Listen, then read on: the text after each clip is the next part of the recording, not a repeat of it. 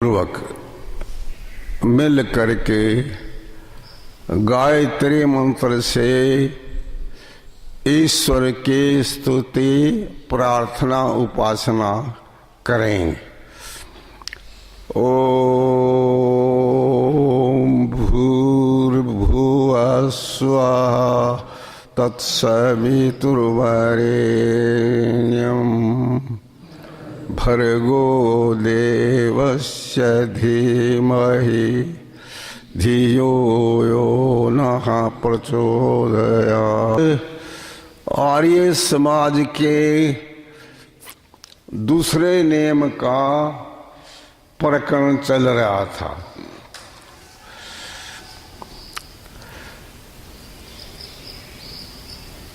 जब शब्दों की ओर ध्यान देते हैं आप तो पता चलता है कि ईश्वर का स्वरूप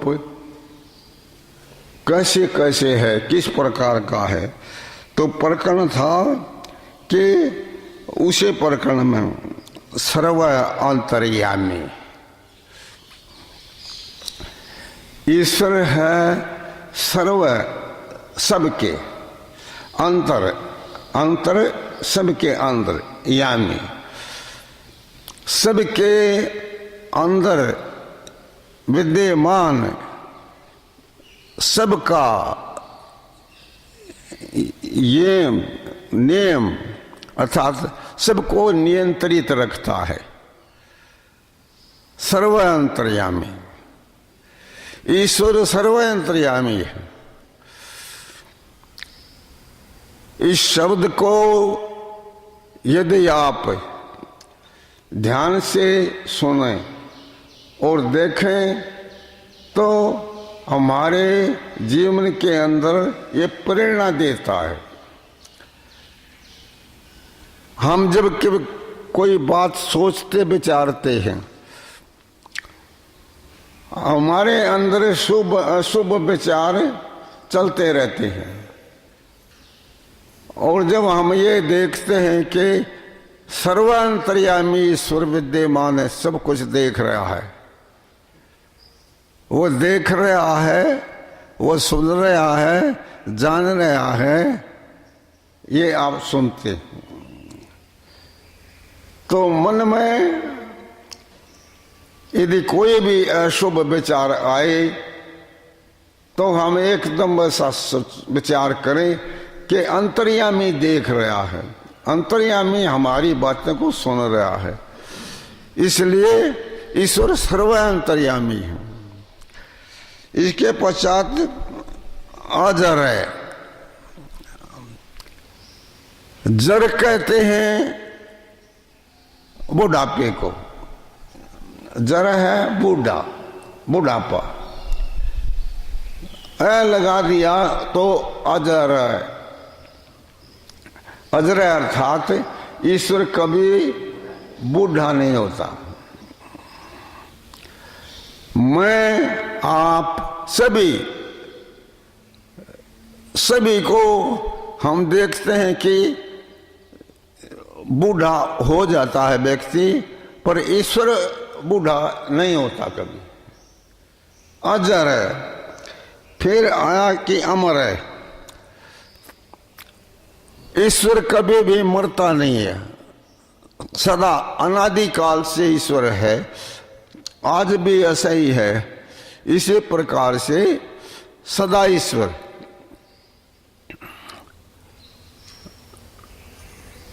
ओम सदा ईश्वर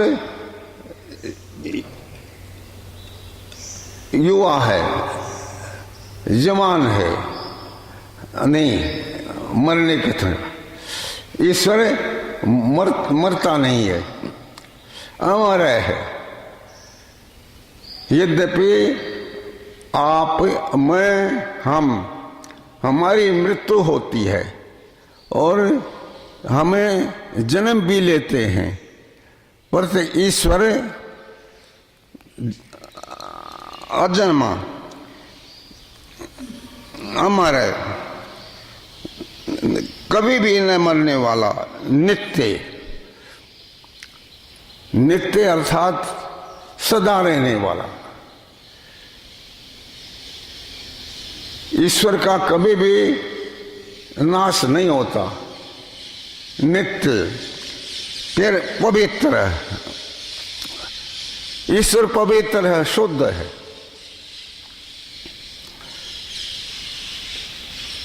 हमें अपने जीवन में देखते हैं कि हमारे अंदर अपवित्र विचार आते हैं या हम ले आते हैं अपवित्र। शरीर से पवित्र अपवित्र होना, मन से पवित्र होना, ईश्वर में कोई अपवित्रता नहीं है। ईश्वर पवित्र है, शुद्ध है। ईश्वर में किसी भी प्रकार का कोई भी दोष नहीं है। और आगे कहा कि सृष्टि करता, जो सृष्टि का करता है वह ईश्वर है। विविध पदार्थों का संयोग करके विविध प्रकार के विचारों के पश्चात बहुत ऊहापूर्वक सृष्टि की रचना होती है। ये हमारा भी सृष्टि का, ये शरीर एक सृष्टि का ही भाग है। इस सृष्टि की रचना बुद्धिपूर्वक, ज्ञानपूर्वक होती है और ईश्वर करता है। जो सृष्टि का करता है वह ईश्वर है। कुछ लोगों का विचार रहता है कि सृष्टि का कर्ता की मानने की आवश्यकता नहीं है, ऐसा वो मानते हैं। तो फिर पूछा जाता है कि ये सृष्टि कैसे बनी, फिर वो कहते हैं ये एक व्यवस्था है। सृष्टि बनने की एक व्यवस्था है, वो स्वयं बन जाती है। वास्तव में देखा जाए, अपने आचार्य ने विविध फूल लगाए। आप विविध प्रकार के फूल हैं जिनको हम देखते रहते हैं, सूंघते ही रहते हैं।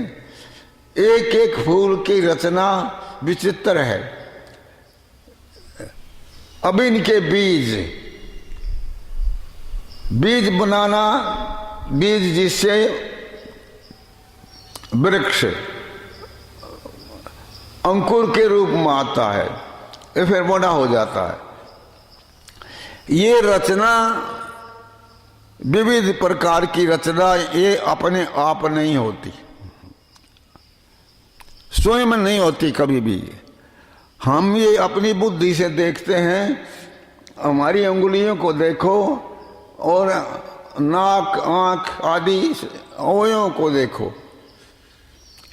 ये ईश्वर की रचना। हमारा जब छोटा सा शरीर होता है, किसी का भी माता के पेट में होता है, जब छोटा सा बच्चा बालक, उसकी रचना माता नहीं कर सकती, न जानती है, न पिता कर सकता। वो रचना ईश्वर जो है वो करता है, सृष्टि पूरे की पूरी। तो सृष्टि करता ईश्वर है, अपने आप सृष्टि नहीं होती।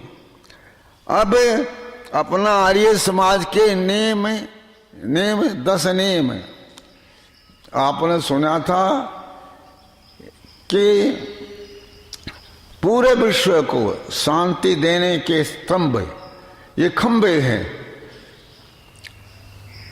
आप एक एक नेम को देखते जाइए, उसमें कैसा रहस्य है, कितनी सूक्ष्मता है। और व्यक्ति ध्यान से उसको पढ़े तो उसका जीवन परिवर्तित हो जाए, बदल जाए। इसके आगे तीसरा नेम है, वेद सब सत्य विद्याओं का पुस्तक है। वेद का पढ़ना पढ़ाना और सुनना सुनाना आर्यों का परम धर्म है। ये तीसरा नेम, वेद सब सत्य विद्याओं का पुस्तक है। वेद में जितनी बातें हैं वो सत्य हैं। वेद ज्ञान को भी कहते हैं, वेद पुस्तक जो है हमारे पास में, उसका भी नाम वेद है। 4 वेद हैं, वो 4 प्रकार की विद्या है, और इस विद्या को देने वाला ईश्वर है। आपने सुना होगा, नहीं पढ़ लेना आप। वेद के विषय में ज्ञान प्राप्ति करनी हो तो ऋग्वेद आदि भाष्य भूमि का पुस्तक, उसको आप पढ़िए, पता चल जाएगा कि वेदों के अंदर क्या क्या विद्याएं हैं और किस प्रकार से हैं। तो विद्याओं को देने वाला ईश्वर। तो प्रश्न उठा कि कैसे विद्याओं को देता है ईश्वर। स्वामी दयानंद सरस्वती जी ने लिखा कि ऋषियों ने समाधि लगाई, ईश्वर में समाधि लगाई ऋषियों ने, और उस समाधि के माध्यम से ईश्वर ने वेदों का ज्ञान दिया। इसलिए वेद का अभिप्राय, एक तो 4 संहिता हैं, 4 पुस्तक, किंतु एक पूरे के पूरे ज्ञान विज्ञान का नाम वेद है। ईश्वर में ज्ञान सीमित ज्ञान नहीं है। ये 4 वेदों का ज्ञान हमको दिया। इन 4 वेदों के अंदर जितना हम ले सकते थे, उस ज्ञान विज्ञान को जितना हम ग्रहण कर सकते थे, उतना ईश्वर ने दिया जितना व्यक्ति कर सकता है। और वो सब सत्य विद्याओं का पुस्तक है।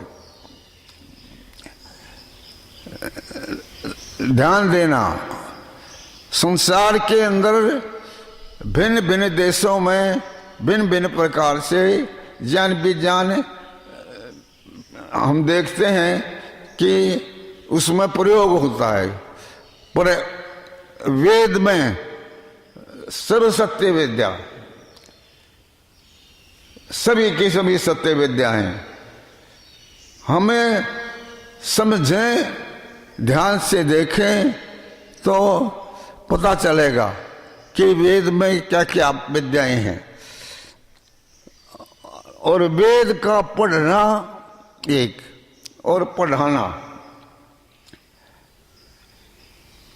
हम स्वयं वेद को पढ़ें और पढ़ाएं। हमको थोड़ा आता है, वेद का ज्ञान है किंतु थोड़ा आता है। आप जितनी पुस्तकें पढ़ेंगे, देखेंगे, उन पुस्तकों में वेद का ज्ञान है। अपने आचार्य जी ने अनेक पुस्तकें लिखी हैं, उनको पढ़ के देखिए आप, ज्ञान विज्ञान मिलेगा। वो ज्ञान विज्ञान कहाँ का है, किसका है, वो ईश्वर प्रदत्त ज्ञान है। मैं कभी भी उनको देखता हूँ, उनको पढ़ता हूँ। अपने आचार्य जी ने अनेक लेख भी लिखे हैं, उनको भी मैंने देखा, बहुत अच्छे लेख हैं। कर्मों का फल, गुरु के लक्षण, ऐसे लेख लिखे हैं। वो ज्ञान विज्ञान जितना भी है वो ईश्वर का दिया हुआ है। मेरे अंदर जो भी कुछ आपको दिखाई देता है ज्ञान, वह ईश्वर का दिया हुआ है। इसको पढ़ना और पढ़ाना। आप सीधे वेद को नहीं पढ़ सकते तो उन पुस्तकों को पढ़ें जिसमें वेद के अनुसार लिखी गई है। उन पुस्तकों को पढ़ करके पढ़ने का अभ्यास करें। आगे चल करके आप कर सकते हो तो करना चाहिए। कम से कम एक वेद मंत्र ले लो, एक वेद मंत्र लो और उसको ध्यान से पढ़ो और अभ्यास करते जाइए। पढ़ें और पढ़ाएं और सुनना और सुनाना। आप यहाँ पर जो भी प्रवचन सुनते हैं, अपने आचार्य जी प्रवचन देते हैं, जो भी हैं उनको सुनना और सुनाना, वेद की विद्या को सुनना और सुनाना। आगे लिखा है कि सत्य के ग्रहण करने और असत्य को छोड़ने में सर्वदा उद्यत रहना चाहिए। ये चौथा नियम चल रहा है। सत्य के ग्रहण करने और असत्य के छोड़ने में सर्वदा उद्यत रहना चाहिए। थोड़े शब्दों में ऋषि ने बड़ी गंभीर बातें बांधी। सत्य के ग्रहण करने में एक बात और असत्य के छोड़ने में सर्वदा उद्यत रहना चाहिए। उद्यत का अर्थ है तैयार रहो। कोई सत्य बात हो और किसी ने कही हो, उसके ग्रहण करने में उद्यत रहो, तैयार रहो। हाँ ठीक है। सभी व्यक्ति के जीवन का अध्ययन करो। प्राय ऐसे बहुत कम लोग मिलेंगे जो सत्य की बात को सुने और उद्यत हो जाएं उसको समझने में। सत्य बात को ग्रहण करने में उद्यत रहना चाहिए, तैयार रहना चाहिए। जो इस प्रकार से व्यक्ति बातों को सुनेगा कि जिस किसी ने भी सत्य बात कही वो तैयार है, तो वो सत्यवादी, सत्यमानी, सत्यकारी बन जाएगा। ऐसे सुनते सुनते हमारा कोई दोष भी हमको कोई सुनाए चट, तो हम उसको तत्काल मान लें और उस शब्द को ग्रहण कर लें। सत्य के ग्रहण करने में, असत्य के छोड़ने में। यदि कोई हमारा दोष बताता है, अब मैं सुनने में इतनी इच्छा, रुचि है कि तत्काल हम उसको स्वीकार करते हैं। एक प्रवचन में स्वामी दयानंद सरस्वती का सुना। वो प्रवचन करते करते ये कह गए कि हम हिंदुओं को, और फिर कहते हैं कि नहीं लगभग ऐसा शब्द है, मैं भूला। स्वयं असावधानी से निकल गया। कहना तो ये था कि हम आर्यों को, कहना तो ये था, और निकल गया ये कि हम हिंदुओं को। उनका नहीं मैं भूला, लगभग ऐसा शब्द है। तो कितना प्यार है उनको सत्य से। तो सत्यार प्रकाश आदि ग्रंथ है। जब मैं थोड़ी थोड़ी भाषा जानता था, जिस समय सत्यार प्रकाश पढ़ा था मैंने, जैसे कि सामान्य कहते हैं, मुझे ये ग्रंथ बहुत अच्छा लगा।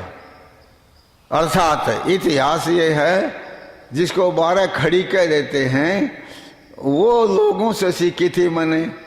गांव में रहते रहते किसी से पूछ लिया, उससे पूछा, वो 12 खड़ी मैंने जानी।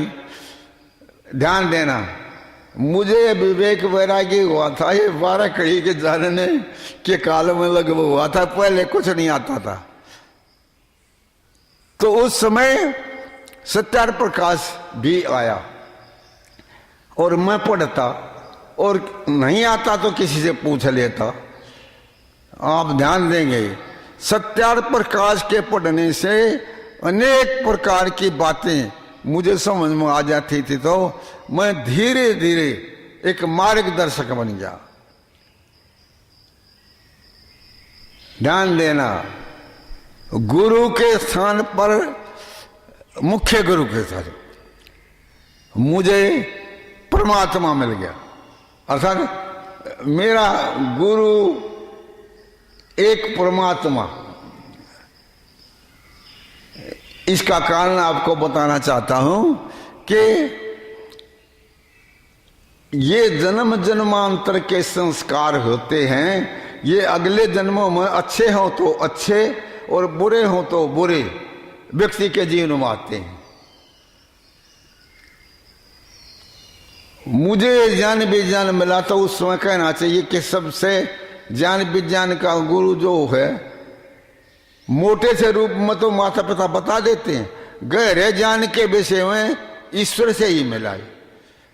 तो सत्यार प्रकाश को मैं पढ़ा और जो जो बातें मुझे आई समझ में, और मैंने ये पता लगा लिया कि वास्तव में ये जो लिखने वाला है ये महान है और इसकी बातें सारी बहुत बड़ी हैं।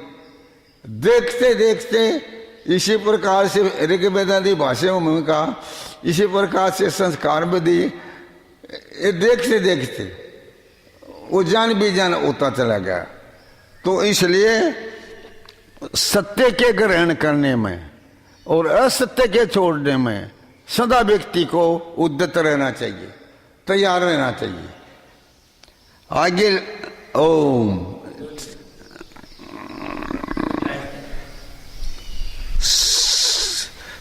सब काम धर्मानुसार अर्थात सत्य और असत्य को विचार करके करने चाहिए। सब काम कहने से कहना चाहिए सब कामों को इकट्ठा करें तो लगभग 10-20 प्रकार का कर्म हो जाता है। अपने आचार्य जी ने एक वृक्ष दिखाया चित्र में, और कर्म फल सिद्धांत, कर्म फल, उन विविध कर्मों का फल क्या है इन्होंने लिखा।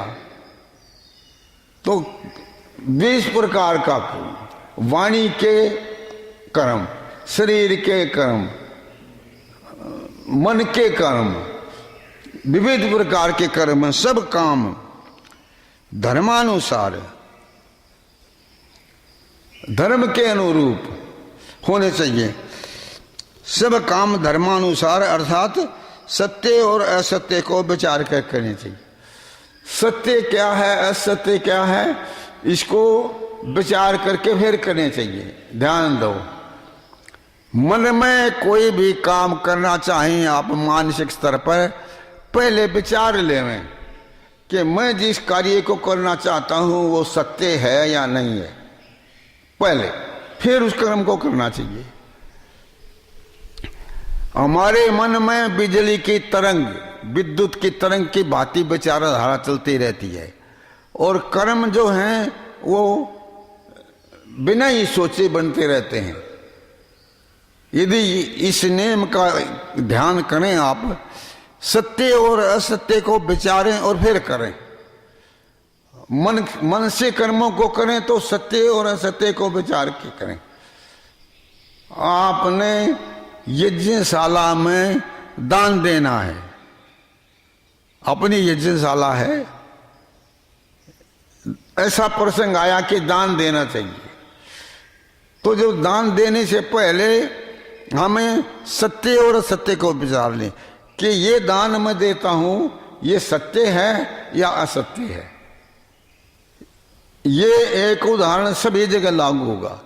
कोई भी मन में विचार आए उसको पहले ये देख लो ये सत्य है या असत्य है, ये विचार लो, उसके पीछे करना चाहिए। अब सत्य और असत्य को जानने की कसौटियां, स्वामी दयानंद सरस्वती ने 4 कसौटी, 4 परीक्षाएं लिखी हैं। वो परीक्षा अपने आचार्य जी ने भी लिखे हैं। सत्य और असत्य को जानने की कसौटियां लिखी, तो उन कसौटियों से काम लो। वो ये कसौटियों को सामने रख करके और अपने सत्य असत्य को विचारो और फिर कार्य को करो। इसलिए सब काम धर्मानुसार अर्थात सत्य और असत्य को विचार करके करने चाहिए। ओम बस 5 मिनट और बोलिए तो। और 5 मिनट। ओम आगे थोड़ा सा चलाते हैं। संसार का उपकार करना इस समाज का मुख्य उद्देश्य है, अर्थात शारीरिक, आत्मिक और सामाजिक उन्नति करना। अपना समाज, आर्य समाज, संसार का उपकार करना, ऐसी दृष्टि, ऐसा ज्ञान विज्ञान बहुत कम मिलेगा जिसके ये भाव हो कि संसार का उपकार करना। ये ज्ञान विज्ञान कहाँ से आता है? ये वेद से आता है, ईश्वर से आता है। जो ईश्वर की उपासना करते हैं, स्त्री हो चाहे पुरुष हो, उसको परमात्मा ज्ञान देता है और वो ज्ञान फिर समाज में आ जाता है। इतना ऊंचा विचार, संसार का उपकार करना, संसार का भला करना, इस समाज का, अपने आर्य समाज का। संसार का उपकार करना इस समाज का मुख्य उद्देश्य है। और मुख्य उद्देश्य में शारीरिक उपकार करना। हम किसी व्यक्ति को भूखे को देखते हैं, कमजोर को देखते हैं, हम धनवान हैं तो उसको सहायता दो, उसके शरीर को स्वस्थ और बलवान बनाओ। जितने भी हमारे सामने निर्बल दिखाई दें, वो शारीरिक उन्नति करो उसकी। एक आध्यात्मिक, आत्मा, परमात्मा, योग, क्या ज्ञान विज्ञान है, औरों को दो और उनको आध्यात्मिक विषय का विद्वान बनाओ। शारीरिक उन्नति, आध्यात्मिक उन्नति और क्या मैं भूल गया हूं। हाँ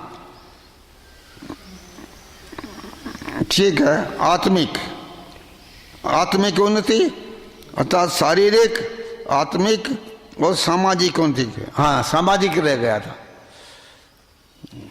समाज के अंदर जहां भी कमी, न्यूनता दिखाई दे, उस समाज को तन मन धन से सहायता देनी चाहिए और तन मन धन से सहायता दे के समाज को ऊंचा उठाना।